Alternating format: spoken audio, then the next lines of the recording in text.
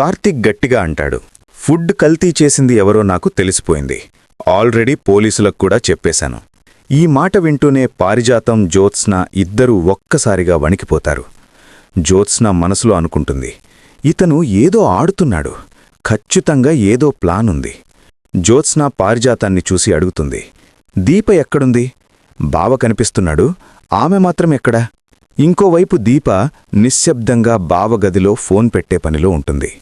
అప్పుడే జ్యోత్స్న కంగారుగా లోపలికి వచ్చి, వంటలక్క, నా గదిలో ఏం చేస్తున్నారు అని అనుమానంగా అడుగుతుంది. దీప ప్రశాంతంగా, ఏమీ లేదు, అటూ ఇటూ చూస్తున్నా అంతే. జ్యోత్స్న కళ్లలో భయం మెరుస్తుంది. బయట బావ మాటలు వింటూ, వైరా దొరికిపోయాడా అని కాశీ నిజం చెప్పేశాడా? వైరా నన్ను మోసం చేస్తున్నాడా అని మనసులో తడబడుతుంది. జ్యోత్స్న వెంటనే నిర్ణయం తీసుకుని ఎలా అయినా వైరాకి కాల్ చెయ్యాలి అని ఫోన్ తీస్తుంది. అదే సమయంలో గదిలో దాచిన ఫోన్ ఆమె కంటపడుతుంది. ఇది బావ ఫోన్ కదా, అంటే నాపై అనుమానం వచ్చేసింది అని భయపడుతుంది. అప్పుడే వైరా నుంచి కాల్ వస్తుంది. జ్యోత్స్న వెంటనే తన ఆట మార్చేస్తుంది. కాల్స్ లిఫ్ట్ చేస్తూ చల్లగా అంటుంది, హలో, ఎవరు మాట్లాడుతున్నారు?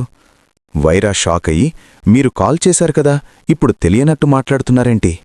జ్యోత్స్న కాస్త గట్టిగా, లుక్ మిస్టర్ వైరా, ఎంత ట్రై చేసినా మా కంపెనీలో అడుగుపెట్టలేరు.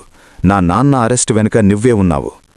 కాశీ భయంతో, బావా క్షమించు, జ్యోత్స్నే అన్నీ చేయించింది అని నిజం ఒప్పుకుంటాడు. కార్తీక్ కఠినంగా, పద, ఆ పెద్ద మనిషిని కలుద్దాం, ఇక నాటకం చాలు. చివర్లో సుమిత్రమ్మ ఆరోగ్యం గురించి ఆందోళన పడుతున్న దశరథకు దీప ధైర్యమిస్తూ, అమ్మకి ఏమీ కాదు, మీరు బలంగా ఉండాలి. దశరథ కన్నీళ్లతో, నువ్వే నా కూతురివై ఉంటే బాగుండేది అని దీప కళ్లలో నీళ్లు తిరుగుతాయి. అలా భావోద్వేగంగా ఎపిసోడ్ ముగుస్తుంది.